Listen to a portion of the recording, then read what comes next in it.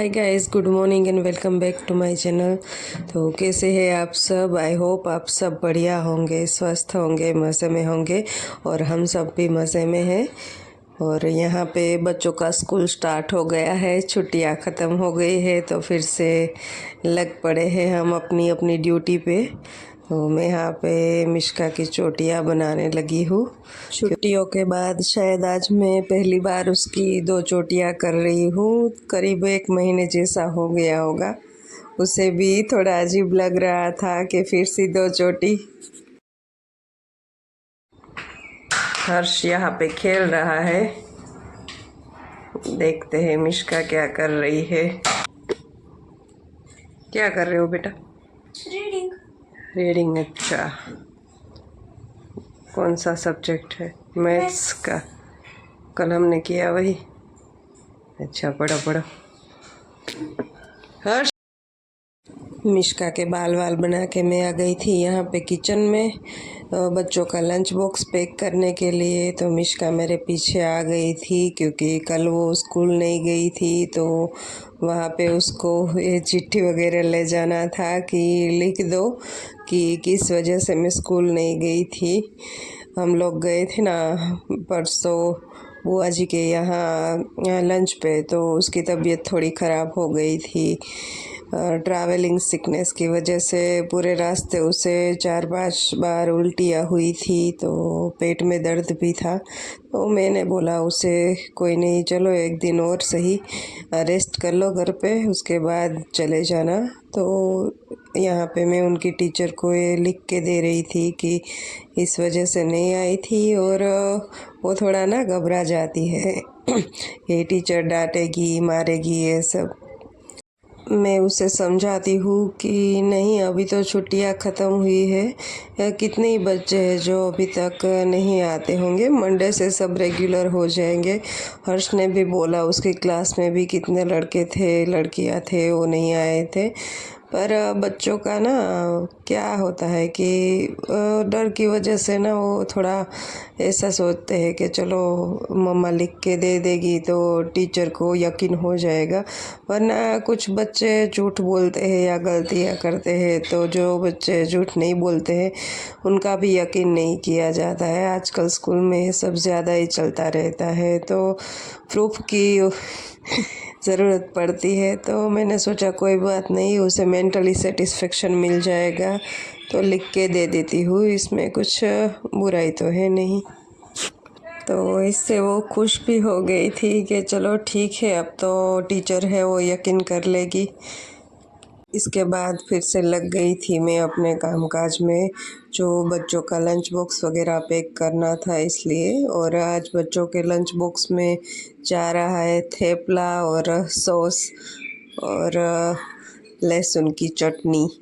मेरे लिए मैं मूंग बनाऊंगी और हस्बैंड आज लंच पे है, नहीं घर पे, क्योंकि वो गए हैं कहीं पे शादी करवाने के लिए, वो गणेश पूजन वगैरह जो है वहाँ पे, तो उनका खाना तो वहाँ ही होगा। तो घर पे सिर्फ मैं और बच्चे ही है। बच्चे अपना लंच बॉक्स लेके चले जाएंगे, फिर मैं अपने लिए मूंग बना लूँगी। कोशिश तो कर रही हूँ कि डाइटिंग हो सके मुझसे, पर रोटी की आदत है मुझे। रोटी अगर मैं 1-2 दिन नहीं खाती हूँ तो मुझे वीकनेस जैसा फील होने लगता है। पर ट्राई करते हैं, कंट्रोल कर सकते हैं तो अच्छा ही है, पर एक वक्त तो मुझे चाहिए ही रोटी, क्योंकि मैं नाश्ता वाश्ता नहीं करती हूँ, सिर्फ 2 टाइम ही खाना खाती हूँ। दोपहर को 2 रोटी और शाम के वक्त 3। इसके अलावा ना ही कभी मुझे सुबह नाश्ते की आदत है और ना ही शाम को नाश्ते की आदत है। और लगे हाथ मैंने यहाँ पे गैस स्टव और प्लेटफॉर्म भी क्लीन कर लिया, लेकिन क्लीन करने के बाद मुझे याद आया कि अभी मेरा खाना बनाना बाकी है, तो फिर से वैसे का वैसा ही हो जाएगा। पर पता नहीं कैसे मेरे दिमाग से निकल गया कि मुझे लगा कि सब कुछ हो गया है तो चलो साफ़ कर लेते हैं।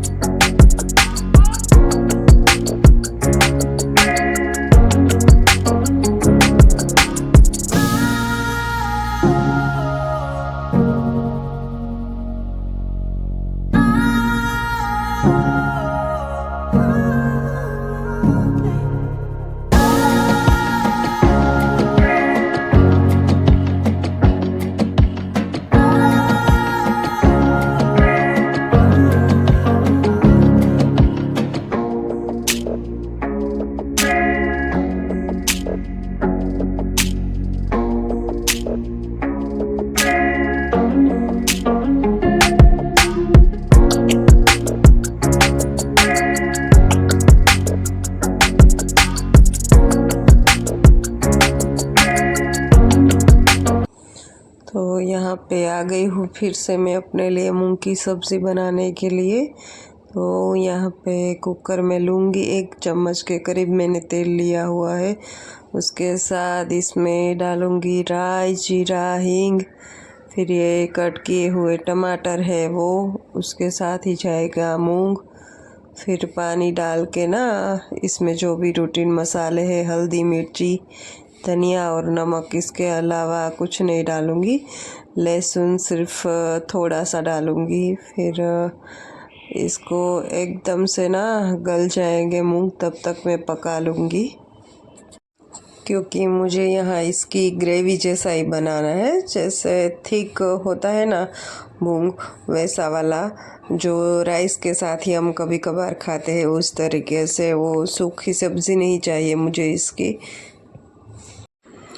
पहले यही दिमाग में आया था कि मूंग का चीला बना लेती हूँ, फिर सोचा कि छोड़ो, चलो जाने दो, चीले से अच्छा है कि सब्जी जैसा कुछ बना लूँगी और ग्रेवी रखूँगी तो पेट भी फुल हो जाएगा मेरा और रात तक भूख भी नहीं लगेगी। बीच में शाम को अगर भूख लग भी गई तो भुना चना है, मुरमुरा है, ऐसा कुछ खा लूँगी तो कंट्रोल हो जाएगा रात तक। इसके साथ ही कल हम लोग गए थे हमारे जो बुआ जी है उनके यहाँ लंच पे, तो वही की थोड़ी बहुत क्लिप है कल की शूट की हुई, तो वो भी आप आज इसमें ऐड कर दूँगी, तो आप सब लोग देख लेना।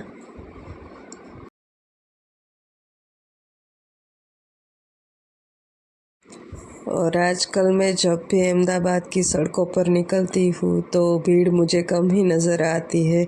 वजह क्या है नहीं पता है, लेकिन ट्रैफिक नहीं रहता है या फिर हमारा टाइमिंग ऐसा है। सुबह शाम 2 वक्त भीड़ ज़्यादा ही रहती है, क्योंकि ऑफिस जाते हैं सुबह को लोग और शाम को ऑफिस आते हैं, तो ट्रैफिक जाम होता ही है। इसी के साथ पहुंच गए हम लोग यहाँ बुआ जी की सोसाइटी पे, और बहुत ही खूबसूरत थी। सच में मुझे बहुत अच्छी लगी। ऐसे खुली जगह हो तो अच्छा लगता है, कंजेशन फील नहीं होता है।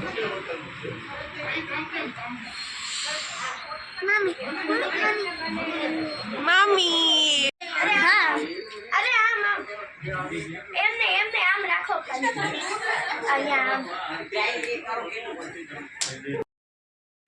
और ये है हमारी फैमिली का सबसे छोटा मेंबर, क्यूट गोलू मोलू, मेरी नंद का बेटा है, बहुत ही प्यारा है। और ये है हमारी फैमिली। मिश्का को उसके साथ बहुत ही मज़ा आता है, क्योंकि उसके फूफा जी है वो भी इतना मस्तीखोर है, बच्चों को इतना एंजॉय करवाते हैं कि बात ही मत पूछो। बच्चों को और बड़ों को सबको उनके साथ बहुत मज़ा आता है, और वो सच में हमारी फैमिली के बेस्ट दामाद है। और कितना वक्त हुआ है तो नहीं पता, हम लोग सारी फैमिली इकट्ठा हुई है। आई थिंक 9 या 10 महीने जैसा कुछ हुआ होगा, जब मेरे देवर के बेटे की थ्रेड सेरेमनी थी, तब हम लोग इकट्ठा हुए थे। तब ये जो यूएसए से चाचा चाची और सब लोग आए थे। बुआ जी तब नहीं आ पाए थे, उनके बड़े बेटे थे वो आए थे।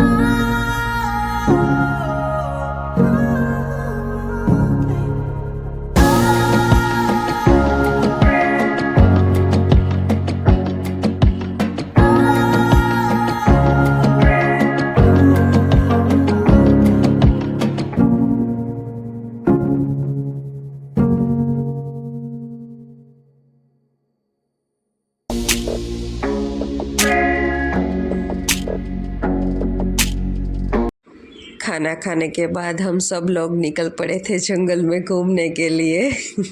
जंगल में घूमने नहीं गए हैं, ये जगह है जहाँ पे हमारे जो बुआ जी है उन्होंने कुछ प्रॉपर्टी खरीदी हुई है, तो सब लोग यहाँ देखने के लिए आए थे। शहर की भीड़ भाड़ से दूर एकदम शांत जगह थी।